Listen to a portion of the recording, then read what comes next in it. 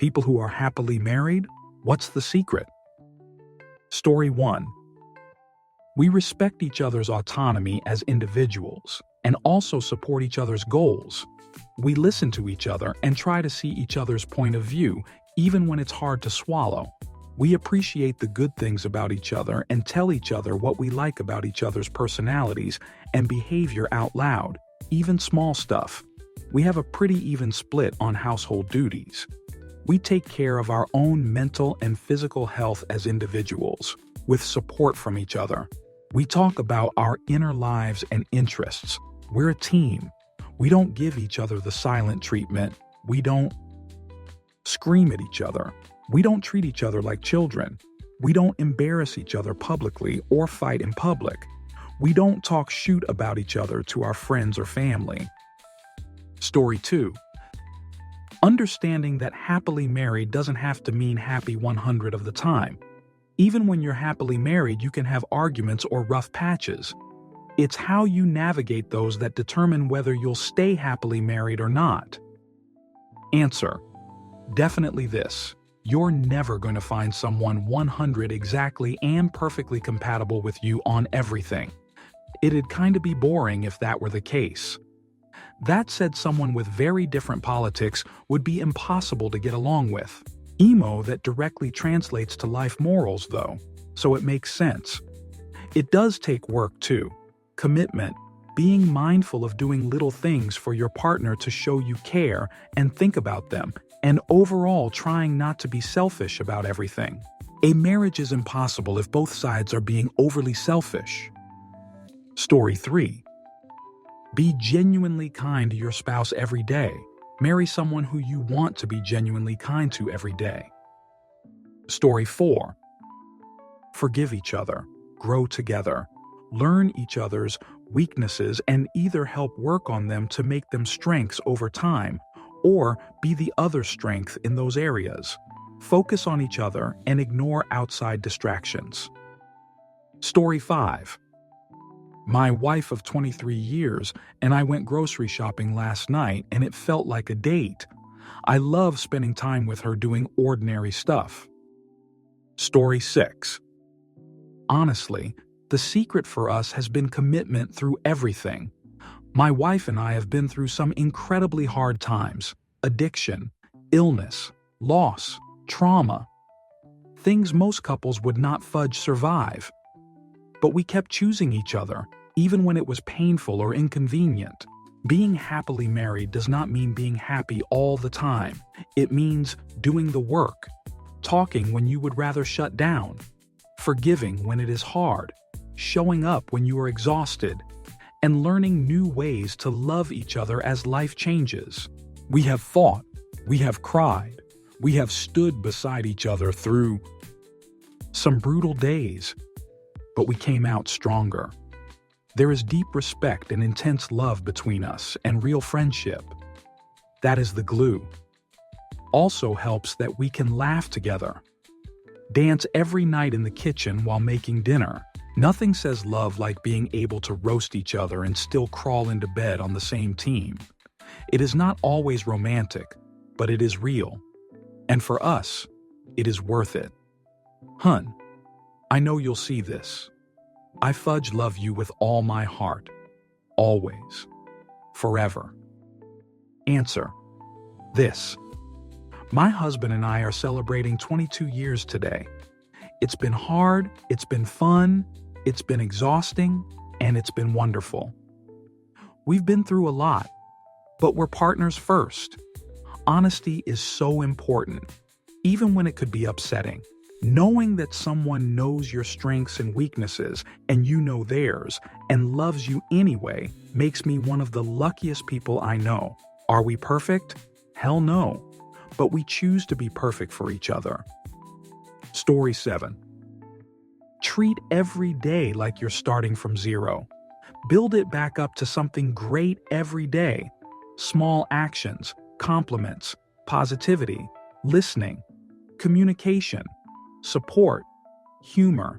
When you're arguing, be sure it's you and your partner versus the problem, not you versus them. Story 8. Mutual respect seeking the other person's happiness, and always being charitable with regard to motives. Also, learn to deal with some things that you may not like if the other person enjoys them. Some things that I've spent time working on lately seem to have gotten very positive responses from my wife. I've taken more time out of my life to think of and say nice things to my wife, worked extra hard to be supportive when she's needed it, or know when to give her room to be upset with others. When she's stressed, I give of my time and effort to do something extra nice for her without expecting anything in return. Now I've done these things throughout our marriage to some degree, but the harder I focus on them, the better response I get from my wife. I wouldn't say we've always been happily married. Everybody has rough times. I think these things are a big help though. Edit. Words and grammar. Story 9. He's my best friend. I'm his best friend. I know he's a good person who generally wants the best for me, and likewise, he knows I'm a good person who generally wants the best for him. What this translates into is we always give each other the benefit of the doubt. If he hurts me, I never assume he meant to hurt me. In fact, I usually assume I misunderstood or he doesn't understand how something is hurtful. This leads to seeking clarification rather than blaming, and both of us being open to apologizing. Most marriages that I see that are unhappy happen because partners don't trust each other. They assume the other has mean or ill intent towards them first, before they seek clarification.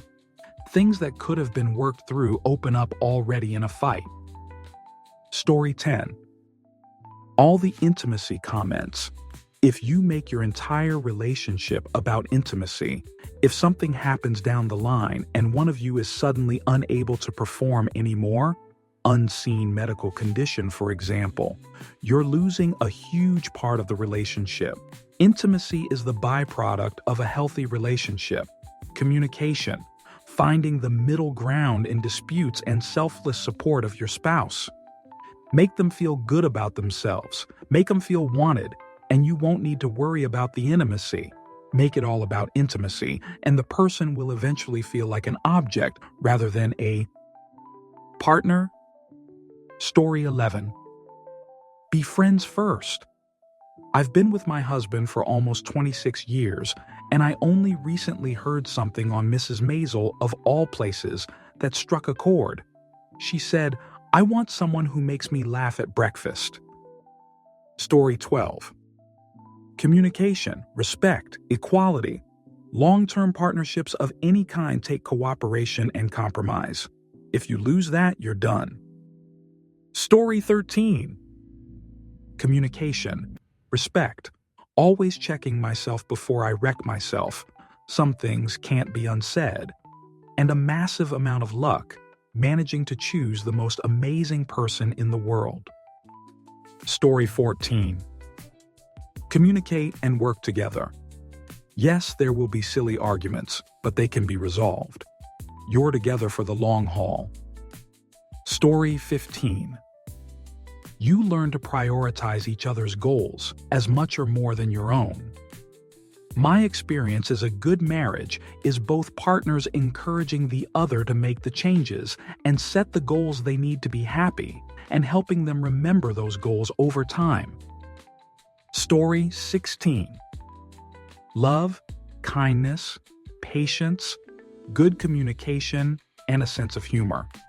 Not to overanalyze everything your partner says or does. TBH, this applies to all kinds of relationships. Story 17. My husband and I are best friends and we're blissfully happy and crazy in love. We've been together for 15 years and married for 11 years. We never fight. We flirt with each other like when we first met. We have fun together. We put each other first. We make each other laugh and we support each other. The secret to a happy marriage is communication and never settling for the wrong person. Story 18. Treat your partner as you would a friend, as in, they are not there to be mind readers, to complete you, to be a physical or emotional slave for you. They are not there to serve you. They make mistakes. You do too. We want them to forgive easily, but do you? We tend to give friends more wiggle room, more autonomy, more understanding. We don't pick fights. We don't expect the world from a friend. We give them some grace. And frankly, you have to. A friend would be gone if we didn't do all that. The problem is, we can be toxic to a partner and they don't automatically go running because it's more complicated. Treat your partner with the same courtesy you would treat a friend, as long as everyone is safe to do all this. And if you're not, you shouldn't be with that person anyways. How much fun are you to live with? Does your partner have room to voice complaints, and you too? Do you know how to say sorry, and also to accept an apology and then let things go? This all goes both ways. But if you approach a relationship as a partnership where there is give and take, fun, love, and understanding, you can have fun together while feeling safe and handle the hard times. Story 19. 1. It's okay to go to bed with the argument unfinished. You can't find clarity in boiling water. Revisit it another day. 2. Talk less. Having the last word most of the time isn't worth it. Addressing every little thing all the time isn't worth it. 3. Have sex. Even when you're tired, you'll feel better you did afterwards. 4. Defend your partner in public. Respect each other. Speak highly of each other. You are a team. When you get home, elevate and educate each other in private. 5. Find beauty in the mundanity of marriage. It's not always going to feel spicy or fun. Most of the time, it's pretty boring. But there's a beauty in the little things. Getting to witness your partner live day to day is a blessing all on its own. 6. Accept them for who they are. Don't try to change them. Remember who you fell in love with and own that choice even on the days that it's hard. Story 20. In the couple, both the man and the woman must work based on trust, respect, and communication. Be tolerant, understanding, have good humor. Give space, your friends, my friends, and our friendships. Rule: do not do to you what I would not like you to do to me. Treat you how I like you to treat me. Story 21. Letting the little things slide. No disrespectful comments. No. IDC. That it's your sense of humor. It's hurtful, and you're not funny. You're just eliminate your marriage one comment at a time. Shared values, morals, and goals with backgrounds that are compatible. As Chris Rock once said, a churchgoer and a crackhead won't last, but two crackheads can stay together forever. Story 22. Just be honest with your spouse. If you're not happy, tell them. Work it out together. And worst case scenario, if you decide to break up, you can do so amicably and honestly. Don't cheat. Story 23. I always do everything I can to make my wife's day easier. Make her coffee in the AM, cook, clean, and take care of the animals and kid.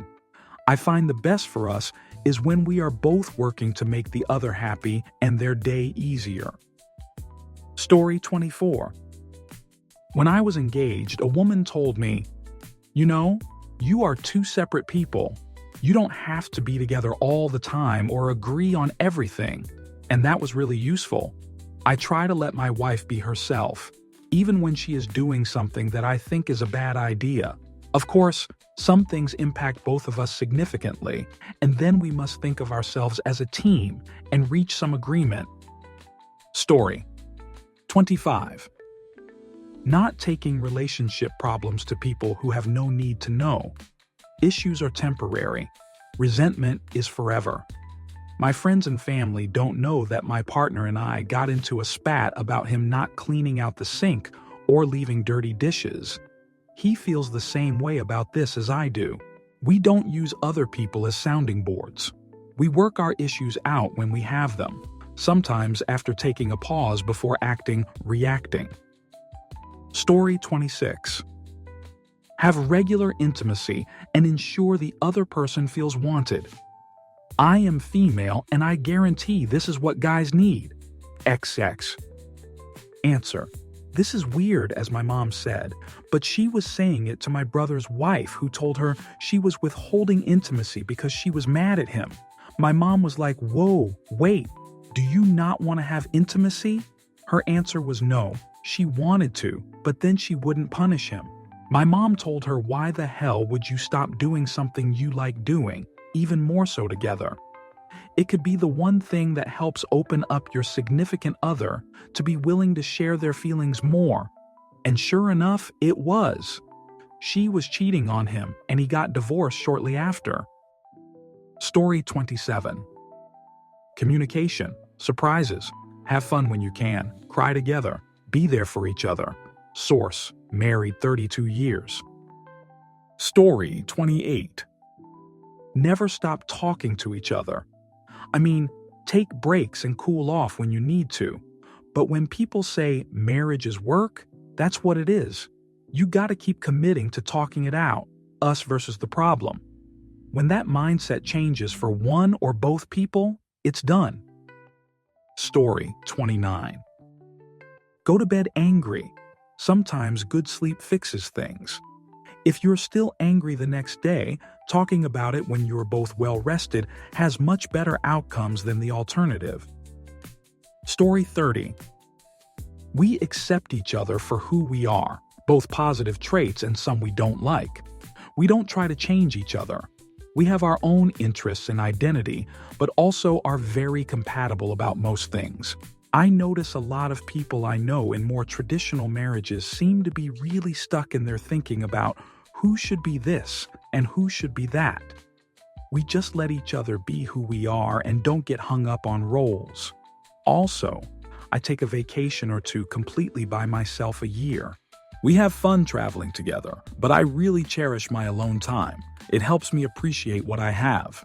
I'm always excited to see my spouse afterwards, even after 20 years. Story 31. Marry someone whose company you genuinely enjoy, that you can talk to for hours without effort.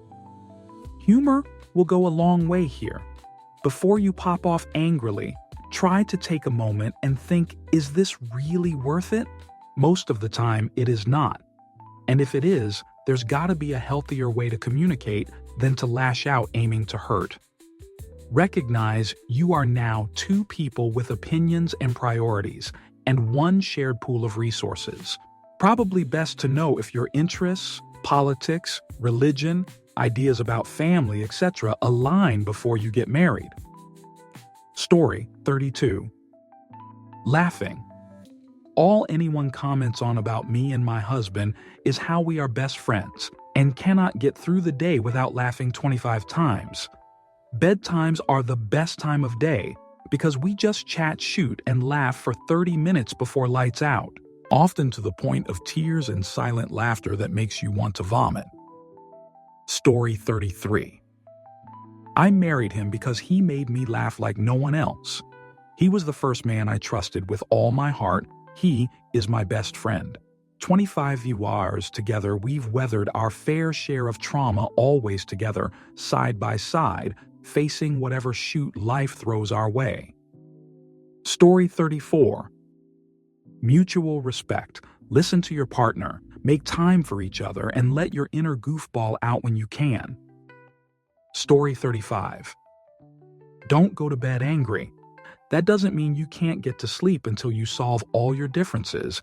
It just means affirming that your differences are less than your love for each other. Story 36. Married 38 years. When I'm mad, I wait a few means before I open my mouth. Also, never have I cursed at my hubs. Story 37. Married for 17 years, together for 23. Humor and not running away from problems, not expecting life to be perfect all the time. There will be big ups and downs. Also, you either grow together or grow apart. Story 38. Communication. Without it, you have nothing. It's the foundation that builds any relationship, not just marriage. Of course, communication being a two-way street, it takes two to tango. By communicating thoughts and feelings to each other, the two are better able to understand each other and thus support each other. Story 39. It used to be chocolate and wine. Then it was Netflix and cuddles. Now we're on to low-carb and balanced diet meals. I'm still hoping for that steak and BJ's phase. Story 40. Communication, mutual respect, and living together before marriage to learn each other's quirks and foibles. For context, I'm 41 and have been married for 15 years. We dated for 7 and lived together for 4 years before we got married. Story 41.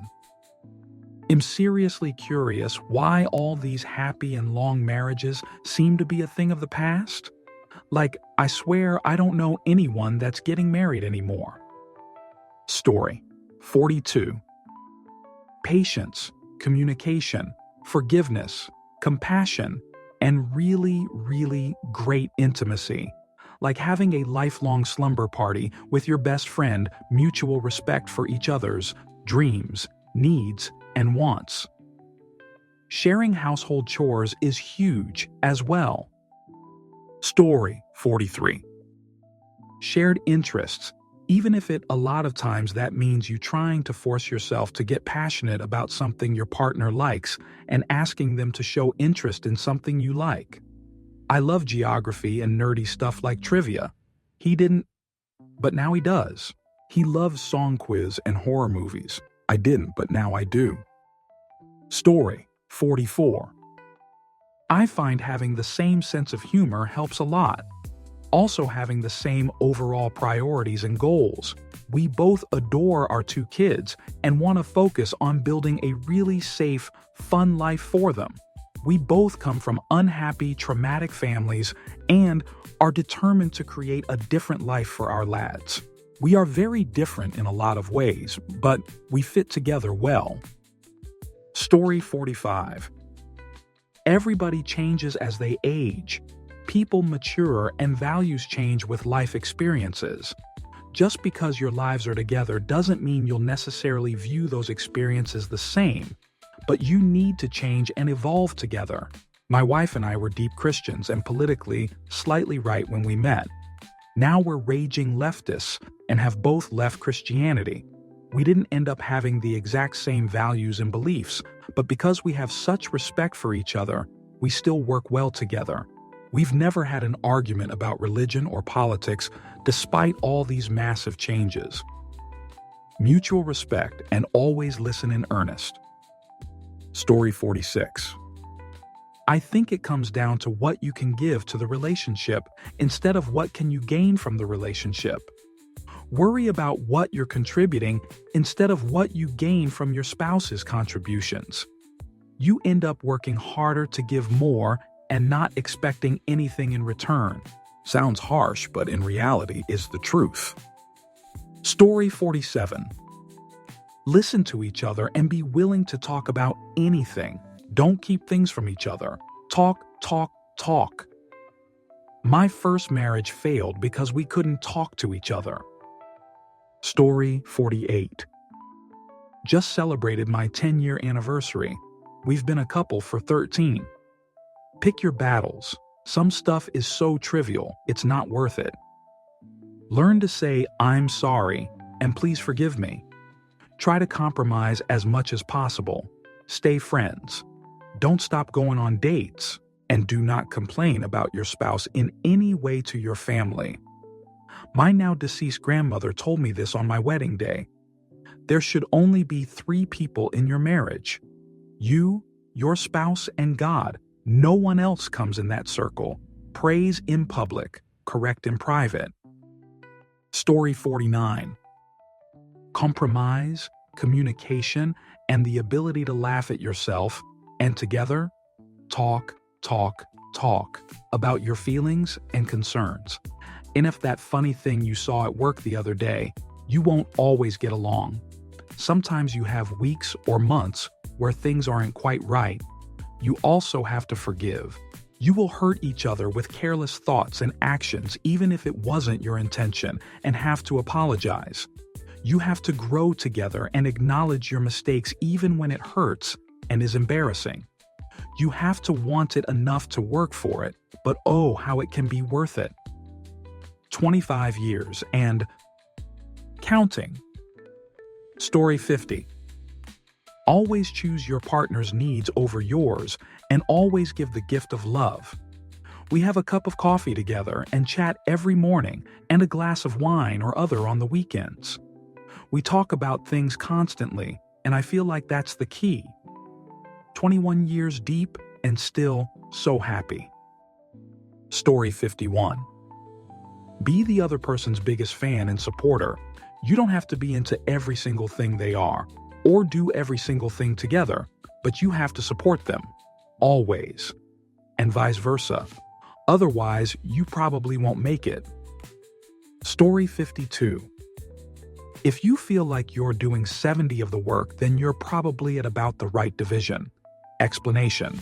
One sees all the work one does, but not all the work one's partner does. Stay appreciative and keep pushing in the same direction together. Story 53. Commitment. It's amazing how you can work things out given the opportunity, provided you are committed to the outcome of being together forever.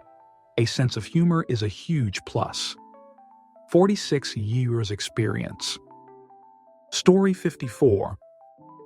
It is not a constant level of happiness. You must respect your partner, have trust, and laugh a lot. Story 55. Financial agreement and stability. Few things will devastate a marriage like people who can't work together financially. Most importantly, when times are tough, but also when any sort of windfall happens. Story 56. Manage your expectations. Happiness is subjective. Don't put high expectations on your partner to overcome your own shortcomings. Communicate about and fix your own insecurities before you commit to a marriage. You have to be able to love yourself before you are ready to truly love your spouse. Story 57. Communication. Non-stop, even when you don't want to. Like, you can take a minute or some days, but don't let things fester. Story 58. My mom and dad were married 66 years. Never ever saw them fight or argue. Not saying they didn't, but we never saw it. Story 59. Know that the initial chemistry only lasts 2 years. After that, love needs work. Talk. Be open. Be honest.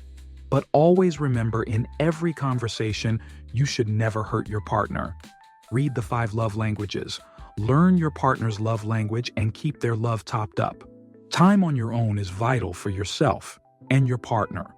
You'll appreciate each other more because of it. Give them the respect they deserve. They're putting up with your foibles as much as you are theirs. The grass is always greener on the other side, but that doesn't mean you should fudge it. Excuse my language, but it really doesn't work any other way. Story 60. 1. No blame game. When SAT goes wrong, make the conscious effort to not say, "Why did you have to X? See, now we have to deal with Y because of that." Doesn't matter. Especially in a moment of crisis and frustration, it really doesn't matter why this thing happened. Team up to solve the problem. Focus on solution. When everything has calmed down, you can sit down and address a legitimate concern again, without blaming. I understand you didn't mean to cause this outcome, but I feel like your X habit is creating this problem. Is there a way we can work to eliminate this problem? 2. Be able to take criticism. Be able to listen and then say, "Yes, you are right. I can be a bit X. I will make the effort to not be so X in the future." Of course, this only works if the other person is able to do the same too. The key is always act in the spirit of, "This is a problem in front of us. We are a team that will work together to solve it." In your head, picture a wall. Problems should be on one side, you two on the other. If you are on one side and your partner is on the other side, you are on the wrong track. If the effort is one-sided, it's not gonna work no matter what you do. I am 40. Married for 10 years, we had twins during COVID in a different country than either of our families, so we had to deal with that without help. He was diagnosed with cancer, and we dealt with that too. We traveled the world together with our twin babies from ages.